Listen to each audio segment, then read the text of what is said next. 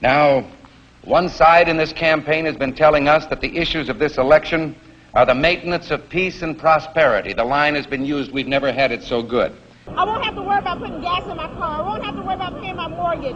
You know, if I help him, he's going to help me. But I have an uncomfortable feeling that this prosperity isn't something on which we can base our hopes for the future. The key point I'm making right now is that the economy is moving in a positive direction. And yet our government continues to spend $17 million a day more than the government takes in. You're telling me we got to go spend money to keep from going bankrupt?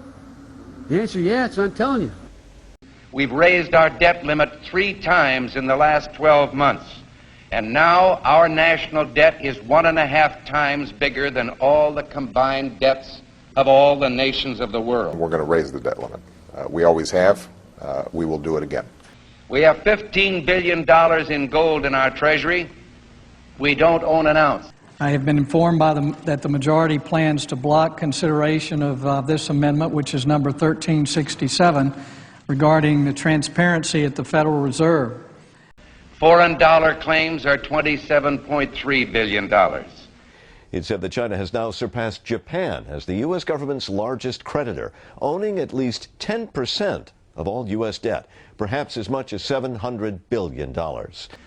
And we've just had announced that the dollar of 1939 will now purchase 45 cents in its total value.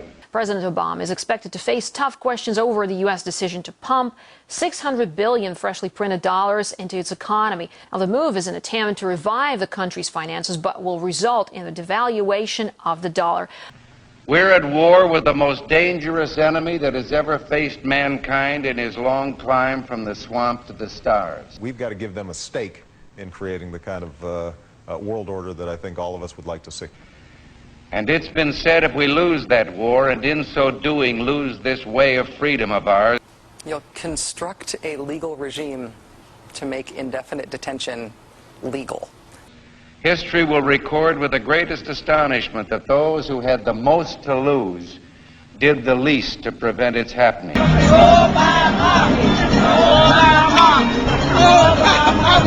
starting a riot here. Well, I think it's time we ask ourselves if we still know the freedoms that were intended for us by the Founding Fathers. For some trips, it'll be faster than flying, without the pat down. Anna was picked to go through.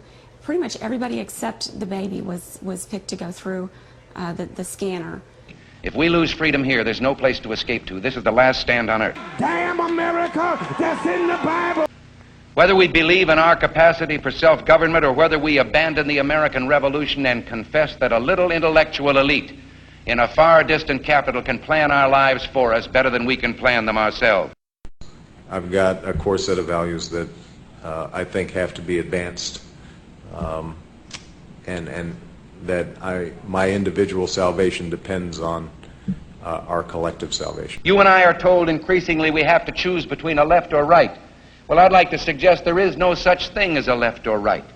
There's only an up or down. We had an election, and it was about a direction for our country. And regardless of their sincerity, their humanitarian motives, those who would trade our freedom for security have embarked on this downward course. In this vote harvesting time, they use terms like the Great Society, or, as we were told a few days ago by the President, we must accept a greater government activity in the affairs of the people. E pluribus unum, out of many, one. In the end, that's what this election is about. Well, the trouble with our liberal friends is not that they're ignorant.